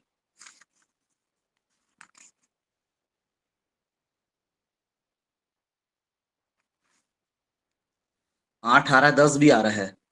ठीक है, हल करके मैं बताऊंगा ना, मैं बताऊंगा, पहले तो आप लोग, ठीक है ठीक है। सिर के ऊपर से जा रहा है, नहीं जाएगा सिर के ऊपर से, पानी वानी बाढ़ बाढ़ थोड़ी सिर के ऊपर से चला जाएगा। एकदम सरल है। देखिए गणित जितना सरल विषय अगर कोई है तो मुझे नहीं लगता कोई विषय होगा गणित इतना सरल। तो चलिए ऐसा जब भी प्रश्न आता है तो इसके लिए जो रूल है उसी को हम बोलते हैं बोर्ड मास। ऐसे प्रश्न को सरल करने के लिए या उत्तर बनाने के लिए जो रूल है वो कहलाता है बोर्ड मास।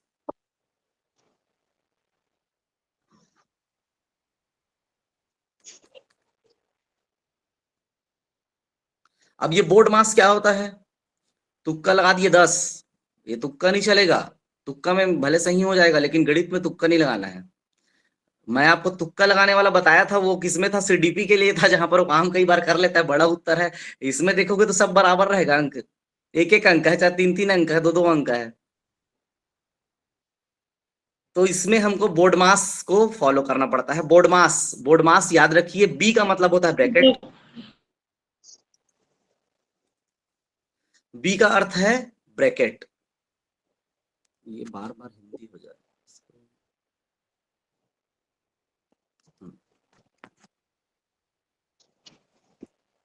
बी, इसको नोट करके रख लीजिए, ब्रैकेट या कोष्टक। अब देखेंगे कोष्टक कितने प्रकार के होते हैं। तो कोष्टक 4 प्रकार के होते हैं। कोष्टक कितने प्रकार के होंगे? 4 प्रकार।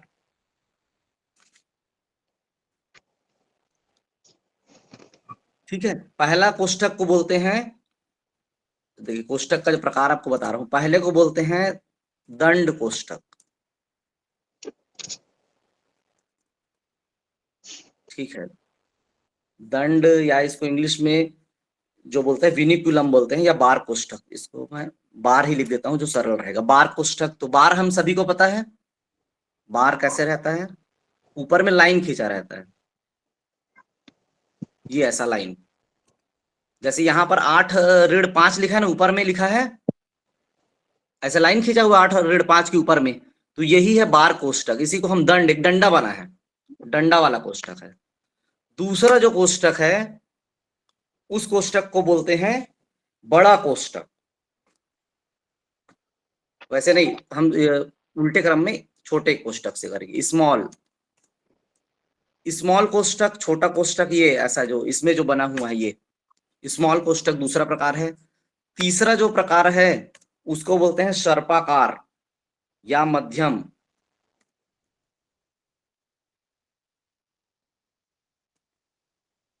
मिडिल, जो बीच आकार का है, बीच आकार का जो कोष्ठक है, सांप जैसा ऐसा बना रहता है, सांप जैसा।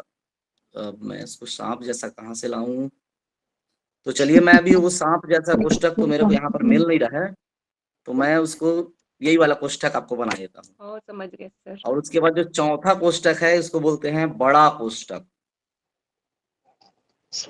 बड़ा, बिग। बिग कोष्ठक जो ऐसा डब्बा जैसे कि वर्ग रहता है, या वर्ग कोष्ठक भी बोल देते हैं उसको, वर्ग जैसा सा शेप जो बनाता है।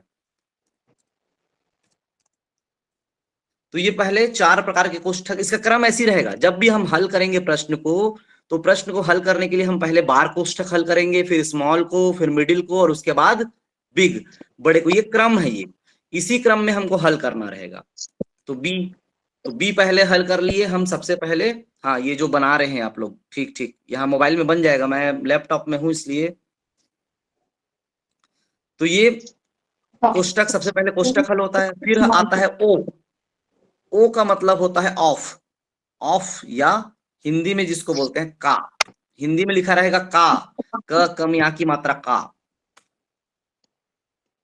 का लिखा रहेगा। फिर हम अगर का लिखा है तब हम उसको हल करेंगे। और हल कैसे करते हैं, का की जगह पर हम लगा देते हैं गुणा का निशान। किसका निशान लगा दिए, गुणा का निशान। ठीक है, ऑफ अगर लिखा है या का लिखा है तब, नहीं लिखा है तो हमको आगे बढ़ना है। फिर आता है अगला डी। डी मतलब होता है डिवाइड या डिवीजन, डिवाइड कर दो। फिर आ गया एम, BOD बोर्ड मास में। एम मतलब हो गया मल्टीप्लाई, मल्टीप्लाई करना है, गुणा करना है। फिर आ गया ए मतलब हो गया एडिशन, जोड़ना है। और लास्ट में आ गया एस मतलब सब्ट्रैक्शन, मतलब घटाना है।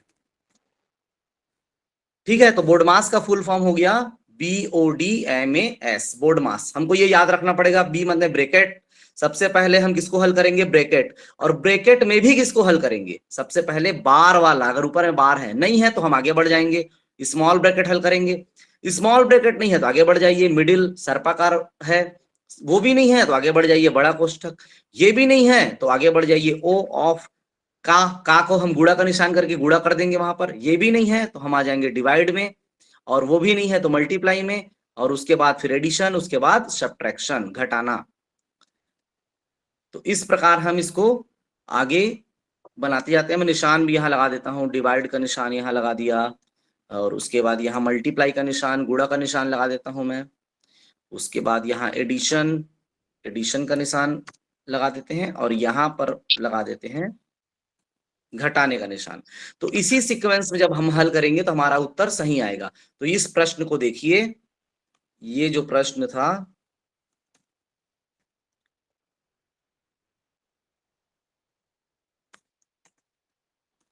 ये प्रश्न। तो यहां पर सबसे पहले हमको 10 को लिखना ही पड़ेगा, ऋण को लिखना पड़ेगा। सबसे पहले हल किसको करेंगे, ब्रैकेट को। तो ब्रैकेट में भी कौन सा, जो बार वाला है। तो 8 में से 5 गया, तो सबसे पहले हम वहां पर 8 में से 5 गया, तो उसमें हम कितना ले आएंगे, 3। 8 में से 5 गया, तो उसको हम पहले हल कर देते हैं। तो ये आ गया, 6 को लिखना पड़ेगा, ऋण का निशान है तो ऋण का निशान फिर लिखना पड़ेगा। 8 में से 5 गया 3, इसको हम पहले हल कर लिए। सर एक पोस्ट, हाँ जी, पी के बगल में है सर, देखिए तो लैपटॉप में पी के बगल में है वो कोष्टक बोल रहे हैं आप, बड़ा और छोटा, बड़ा और मीडियम। पी के बगल में, अच्छा हाँ जी। हाँ है, ठीक ठीक ठीक ठीक है, ठीक है, मिल गया मुझे। यस अब मैं क्या, यूज इसका होता नहीं है इसलिए ठीक है, ठीक बोल रहे हैं, यहाँ पर है ये। बहुत बढ़िया सर, धन्यवाद। तो मैं बना भी देता हूँ उसको, ये अब बन गया।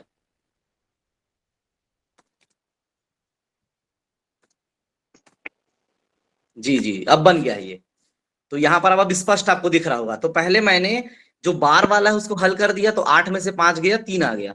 फिर जो निशान है सामने में, ऋण का निशान है। सर हाँ, -8 और -5 माइनस माइनस का प्लस हो जाएगा क्या सर? नहीं होगा, क्योंकि वो कोष्टक है, वो भले ऊपर में जो बार लिखा है ना वो कोष्टक है। तो अच्छा इसलिए आप ध्यान देंगे कि जो माइनस है वो कोष्टक के बाहर है। हमको कोष्टक के बाहर का कोई मतलब नहीं है, हमको कोष्टक के अंदर का मतलब है। तो 8 ऋण 5 लिखा है, ये कोष्टक के अंदर में है, ऊपर में बार लिखा है, मतलब वो कोष्टक है, बार कोष्टक है। जी ठीक है। तो 8 में जी से सर। 5 गया, 3 करना पड़ेगा। इसलिए यहां पर कंफ्यूज नहीं होंगे कि सामने में 5 है तो मैं 8 ऋण 8 और ऋण 5 को ऋण 13 लिख दूं, तो ऐसा नहीं लिखेंगे। ये 8 और जी ऋण 5 लिखा है, ये कोष्टक है, हमको यही हल करना पड़ेगा। फिर मैं 10 लिखा हूं, 10 के बाद फिर से ऋण किया, उसके बाद ये बड़ा कोष्टक आ गया, बड़ा कोष्टक के बाद 6 आया, फिर ऋण आया, फिर मिडिल वाला कोष्टक आया, क्योंकि अब मुझे छोटा कोष्टक हल करना है। तो यहाँ 6 में से 3 गया, 3। ठीक है यहाँ तक। फिर 10 लिखा। देखिए आप लोग जब बनाएंगे तो फास्ट हो जाएगा, तो अभी समझाने के लिए। 8 आंसर आया सर। हाँ ठीक है ना, क्या आंसर आ रहा है आप देख लेते हैं ना, आप लोग सही है कि मैं गलत हूँ। तो अब 6 में से ऋण, 7 में से 3 गया तो 4। ठीक है, क्योंकि हम अगला मिडिल वाला हल कर दिए कोष्टक को। अब ये 10 में से फिर ऋण किए, और 6 में से 4 गया 2, और 10 में से 2 गया 8। बहुत बढ़िया मैम, और बहुत सारे लोगों ने, बहुत सारे कमेंट आ गए थे पहले ही कि इसका उत्तर 8 है। तो ये 8 उत्तर आ रहा है। तो देखिए तरीका कैसा है कि हमेशा हम बोर्ड मास को फॉलो करें। अभी तो केवल इसमें ऋण वाला निशान था, अभी तो आगे प्रश्न जब आएंगे तो उसमें और भी निशान आएंगे, गुणा का भी आएगा, भाग का भी आएगा, ऑफ का भी आएगा। तो उसको कैसे बनाएंगे, सरलीकरण बोलते हैं इसको। हाँ, सरलीकरण, सरल कर रहे हैं इसको हम। बड़ा था, बड़ा से सरल करते करते हम उसको छोटे तक ले आए हैं। पहले बार हटाया, ठीक है, ठीक है, उसके बाद उसने छोटा कोष्टक हटाया, फिर सरफा का। ठीक, चलिए अब अगला प्रश्न एक मैं आपको देता हूं, आप उसको बनाएंगे। मैं यहां लिख रहा हूं, ठीक है, ये प्रश्न मैं लिख रहा हूं, आप सभी पेन कॉपी लेकर के तैयार हो जाइए और बनाइए। 2 है, 2 ऋण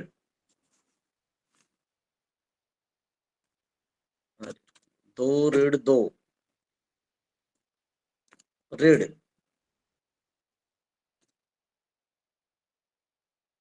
2 ऋण 2 ऋण 2।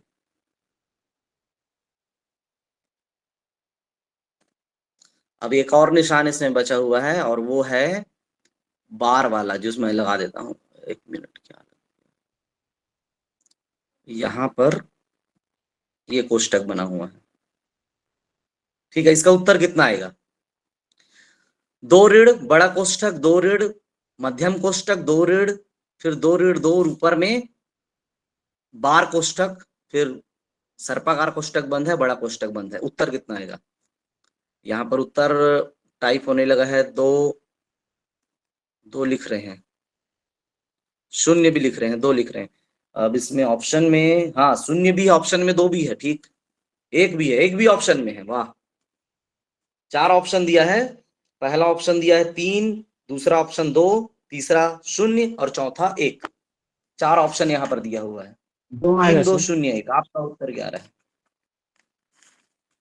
2 उत्तर।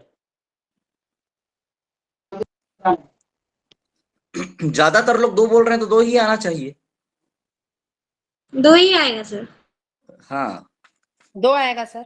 2 आएगा, ठीक है, बहुत बढ़िया, 2 आया है तो 2 ठीक है। तो आया। तो हम कैसे बनाए इसको? सबसे पहले 2 किए, यहाँ पर 2 में से 2 घटा दिए, 12 वाले को पहले 0 आ गया। देखिए यहाँ पर अब तो मौखिक बनाते हैं इसको, अब इतना हम लिखते नहीं है, क्योंकि ये पहले इसको हल किए, तो ये कितना हो गया? 0 हो गया, ठीक है। ये मैं इसको ये गायब कर देता हूँ पुस्तक को, 0 हो गया। ऑप्शन क्या था सर? हाँ तो ये देखिए यहाँ ये हो गया। अब उसके बाद ये कोष्टक हट गया है और ये भी हट गया है, और 2 में से 2 गया, तो फिर से आ गया 0, और 2 में से 0 गया, तो उत्तर कितना आ गया? 2। तो बहुत बढ़िया, यहाँ पर आपने कोष्टक वाला जो तरीका है वो सीख गए हैं कि कैसे कोष्टक को हम हल करते हैं। बार कोष्टक से स्टार्ट करते हैं, फिर स्मॉल, फिर मिडिल कोष्टक, फिर बड़ा कोष्टक, और इस प्रकार हम हल कर लेते हैं, ठीक है।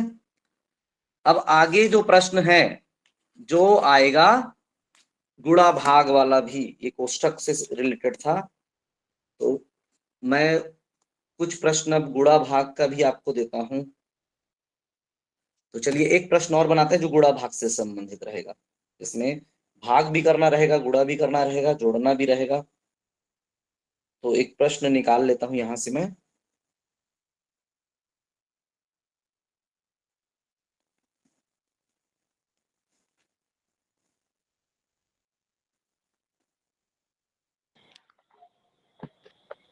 देखिए प्रश्न है 17, पेन कॉपी में बनाना पड़ेगा, तो लग रहा है ये वाला थोड़ा सा। 17 फिर गुणा का निशान है, 19 फिर गुणा का निशान है, 4 भाग का निशान है,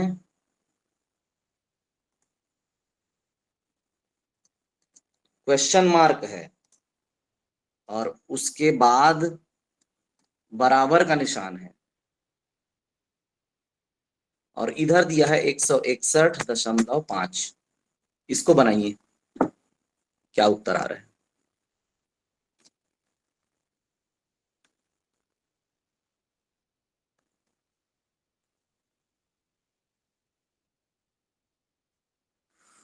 सत्रह गुणा 19 गुणा 4 भागित प्रश्नवाचक चिन्ह बराबर 161.5, मतलब प्रश्नवाचक चिन्ह के स्थान पर क्या आएगा?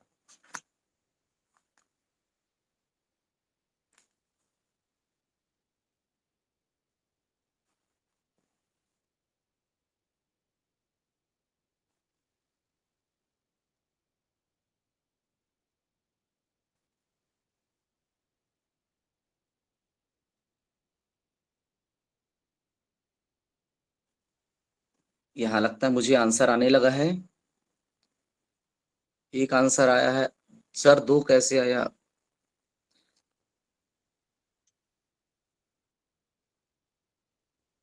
अच्छा यहाँ 2 8 8 उत्तर लिख रहे हैं 2। पहले इस वाले प्रश्न को देख लेते हैं, फिर मैं पिछले प्रश्न में आऊंगा। 8 8 उत्तर आ रहा है।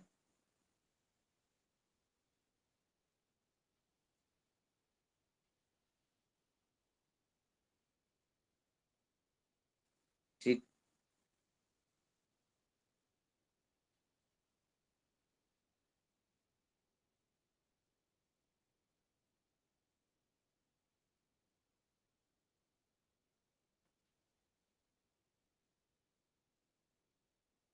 नहीं बन पाएगा? क्यों नहीं बन पाएगा? भाग और गुणा ही तो है, इसमें कुछ नहीं है।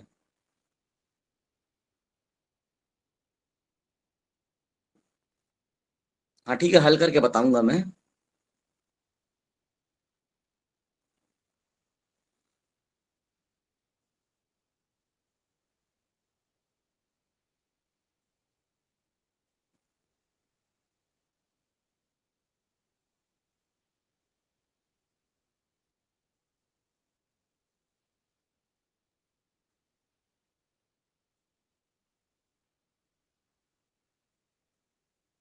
अब देखिए यहाँ पर, अब चलिए 8 आ रहा है उत्तर, सही उत्तर है 8 ही आएगा। तो इसको क्या करना है, यहाँ पर ये 3 संख्या तो गुणे में है, केवल ये वाली जो संख्या है जहां प्रश्नवाचक चिन्ह है, जिसको मैं लिख लेता हूं x, x लिखने में तो गुणा का निशान मान रहा हूं, y, मैं मान लो y लिख रहा हूं, तो ये कोई संख्या है y, इसका उत्तर हमको चाहिए। तो यहां पर क्या है, ये तीनों गुणे में है, इसके साथ भाग में है, तो हम इसको क्या करते हैं, पक्षांतर करते हैं। तो यदि ये y भाग में है तो उधर जाएगा, इसका हम ट्रांसफर करेंगे, इसका पक्ष बदल देंगे, क्योंकि यहाँ पर तीनों में गुणा का निशान है, इसलिए जोड़ घटाव रहता है ना, तो अलग हल करना पड़ता है, लेकिन गुणा का निशान है इसलिए ज्यादा कुछ इसमें करने की आवश्यकता नहीं है। यहाँ पर गुणा का निशान है 4, और उसके बाद ये बराबर है, और इधर है 161.5। तो यहाँ पर भाग का निशान था, उधर जाकर के क्या हो जाएगा, वो गुणा का निशान में बदल जाता है। तो 161.5 गुणा y। अब क्या करेंगे, इधर केवल y बचाओ और बाकी को उधर भेज दो, तब क्या हो जाएगा 17 गुणा 19, फिर उसके बाद गुणा का निशान है 4। 1293 आएगा सर, मल्टीप्लाई। हाँ, और इसको हम सीधे सीधे भाग कर देंगे, तो यहां से मैं यहाँ पर, मतलब ये जो 161.5 है ये बटे में आ जाएगा, क्योंकि उधर गुणे में है, इधर से हमको y बस बचाना है। इस एरिया में जो ये दाएं तरफ है, यहाँ पर केवल y बचाना है, उसी का उत्तर निकालना है। इसको हमको फिर से पक्षांतर करना पड़ेगा, तो ये इसके साथ गुणा में है, इधर जाकर के वो भाग में बन जाएगा। तो ये भाग में हो गया, इधर आकर के 161.5, ये इधर आके भाग में हो गया। फिर क्या करेंगे, 0.5 है यहाँ पर, दशमलव वाले संख्या कैसे बनाते हैं, तो हम इस 0.5 को हटाने के लिए नीचे में भी 10 का गुणा करेंगे और ऊपर में भी 10 का गुणा करेंगे, दशमलव हटाने के लिए। तो नीचे 10 का गुणा करेंगे तो ये दशमलव हट जाएगा, और ऊपर 10 का गुणा करेंगे, और उसके बाद हल कर लो इसको। यहाँ पर हम फिर 10 का गुणा कर दिए, तो ये ऐसा गुणा हम ये ऐसा करेंगे, और यहाँ बराबर में इधर है केवल y है। तो अब यहाँ पर हटा से कर लो, कैसे करते हैं इसको, कैसे कटाते हैं, 5 एकम 5, 5 दूनी 10, 2 बार में कटेगा, ये 5 से कितने बार में कटेगा, इसको कटाते जाओगे तो उत्तर हमारा कितना आ जाएगा, 8 उत्तर आएगा। तो जिन्होंने 8 लिखा है वो सही है। तो ये आपको कटाने आना चाहिए। कटाना कब आएगा, जब हमको 10 तक का पहाड़ा आता है, कम से कम 10 तक का पहाड़ा हमको याद होना चाहिए, कम से कम 10। ये जोड़ घटाव गुणा भाग है, ये एकदम बेसिक चीज है। जो बेसिक चीज है इसके लिए हमको कोई ट्रिक की जरूरत नहीं है, हम ट्रिक नहीं देखेंगे कि बेसिक चीज जोड़ने के लिए क्या ट्रिक चाहिए, गुणा करने के लिए क्या, लेकिन हमको ट्रिक कहाँ की जरूरत पड़ेगी कि जब हम बड़ी संख्याओं को जोड़ें, बड़ी संख्याओं को गुणा करें। छोटा छोटी संख्या यहाँ पर हमको ज्यादा, हम ट्रिक में मत उलझें। तो यहाँ पर हमको जोड़ घटाव गुणा भाग के लिए ऐसा सरल, एकदम सरल रूप से हमको करना है। तो इसको कटाते जाइए, हमको पहाड़ा मालूम है, जैसे यहाँ पर 5 है तो ये हमको मालूम है 5 से कट जाएगा, क्योंकि विभाज्यता का नियम हम पहले पढ़े हैं।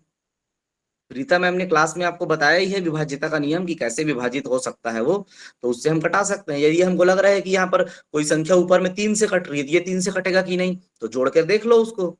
6, 5, 11, 12, 13 3 से नहीं कटेगी, क्योंकि जो जोड़ने के बाद जो संख्या आती है वो कटती है। 9 से विभाज्यता का नियम क्या कहता है कि हम जो जोड़ने के बाद अगर संख्या 9 से विभाजित हो रही है तो वो संख्या 9 से विभाजित होगी। जैसा 3 का नियम है वैसे 9 का नियम है, तो वैसे ही हम तो विभाज्यता का नियम पढ़े हुए हैं, तो उससे हम जान सकते हैं और हम कटा सकते हैं। तो ऐसा आप कटा करके देखिए और वो आपको आसानी से बन जाएगा। तो ये रहा आपका आज सरलीकरण का भी। और आगे अब इसके जो प्रश्न है आप हल कीजिए, मैं भी कुछ प्रश्न और डाल दूंगा, उसको भी आप हल कीजिए। जितना आप हल करेंगे, जितना प्रैक्टिस करेंगे, उतना ही आप परफेक्ट हो जाएंगे। सर जितना प्रैक्टिस कीजिए। हाँ जी सर, इसमें गुणित 10 लिखे हैं, वो दशमलव के बदले में लिखे हैं क्या सर? 10 कहाँ हाँ, से आ गया? दशमलव के बदले में ये दशमलव नीचे से मैं हटाया ना जी, यहाँ पर दशमलव था, इसको हटाया। अच्छा जी सर। तो गणित बहुत सरल है, आसान है, बनेगा। और आपको मैं अब ये बता दूं कि मैं आर्ट का विद्यार्थी हूँ ना, बीए, मैंने बीए किया हुआ है, बैचलर ऑफ आर्ट्स। मैं गणित का विद्यार्थी नहीं हूँ, लेकिन मेरे को गणित बन जाता है। क्यों बन जाता है? क्योंकि मैं प्रैक्टिस करता हूँ। तो आप भी प्रैक्टिस कीजिए, गणित आसानी से बनेगा, बहुत सरल है। तो गणित आराम से बनेगा, एकदम इजी है। तो मुझको अगर बोलेंगे गणित कहाँ से बनेगा, और मैं कोई भी एग्जाम दिलाता हूँ तो सबसे ज्यादा नंबर अगर मैं स्कोर करता हूँ तो गणित में करता हूँ, क्योंकि गणित का नंबर कोई नहीं काट सकता।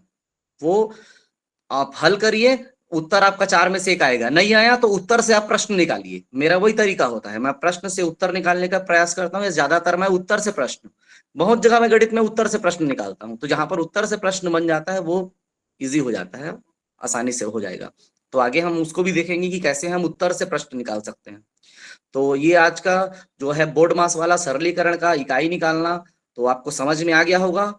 एक बार और देख लेना, सीख लेना। कहीं डाउट है, यूट्यूब है आपके पास चैट जीपीटी है, जेमिनी है, कई चीजें हैं, वहां से आप हल कीजिए। सब कुछ सरल है, बनेगा, और निश्चित ही बहुत ही अच्छा नंबर आप लाएंगे। तो चलिए अब आज का सत्र जो है यहाँ समाप्त करते हैं। तो आप सभी को बहुत बहुत धन्यवाद।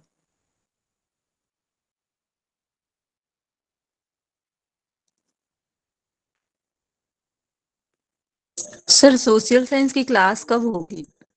सोशल साइंस की क्लास अगर कल देखते हैं, कल ले सकता हूं मैं। सर फिजिक्स केमिस्ट्री कब शुरू करेंगे? कल रहेगा, बायो का क्लास रहेगा कल शाम को 6 बजे।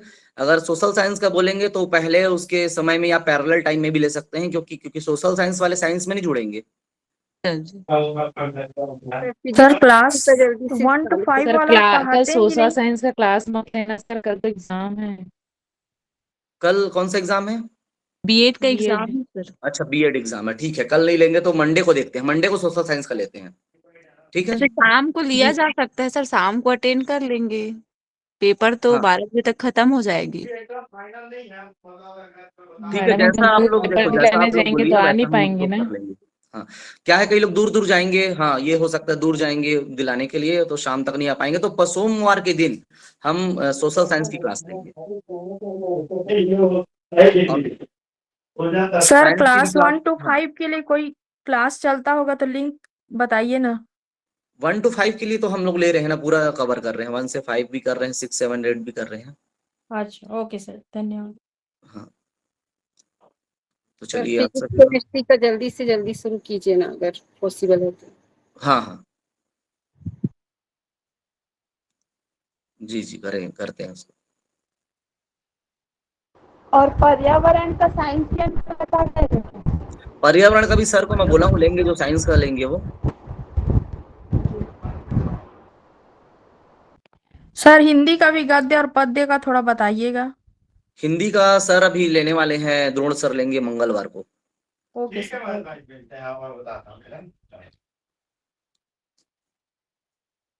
धन्यवाद सर, बहुत अच्छा क्लास था आज का। ये क्लास आप लोगों को भी हमको धन्यवाद। सर कल किस चीज की बताया क्लास रहेंगे? हेलो कल साइंस की सर शाम को रहेगी क्लास, साइंस की। यदि अगर कम लोग जुड़ेंगे तो फिर मंडे को हमारी क्लास रहेगी। सोशल साइंस की ले रहे हैं और साइंस की। जी थैंक यू सर।